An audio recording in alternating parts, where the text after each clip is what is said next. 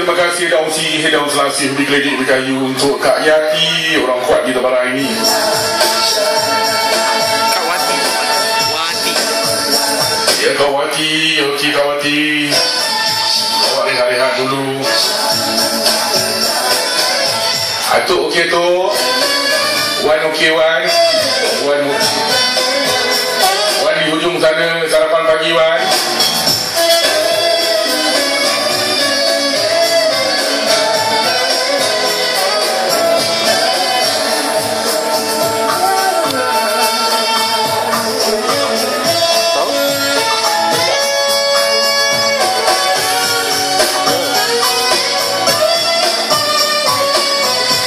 Dan juga untuk pagi ni saya terima kiriman SMS yang meminta, katanya kita masih lagi dalam bulan Syawal, kita nak dengar lagu raya. Kita ada lagu raya ni. Banyak betul lagu raya ni. Jom. R-A-Y-A, raya. Tu kuih raya tu. Baru buat juga ni. Panas lagi. Bila sebut pasar raya.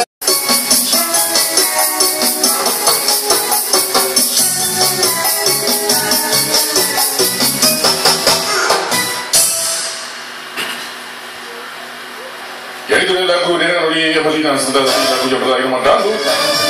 Bulan ini bulan cinta. Yang juga hasil daripada percintaan dapatlah ikatan ikat ini hingga ke hujung, hingga ke jenjang kelamin, dan mudah-mudahan jodoh pertemuan akan berakhir hingga ke hujung nyawa hendaknya.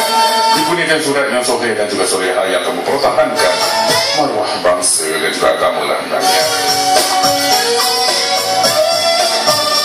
Rumah rendang rumah di Tanjung, nampak dari Pulau Jawa, rindu dendam sama ditanggung, akhirnya mereka berdua disatukan jua.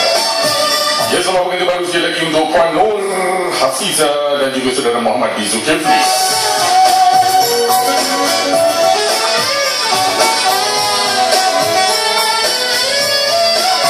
Dan selain daripada percintaan, ada tip daripada dan juga pesanan, tip atau pesanan daripada Kumpulan Rock ni. Jadi kita dengarkan untuk rakan-rakan di luar sana yang bakal mendirikan rumah tangga. Ini orang kata tip nasihat lagi tu. Jom kita dengarkan sama-sama sebuah lagu yang berletak irama kerohanian daripada orang Bahagia. Wah, 8 11 pagi di mana juga ada berada.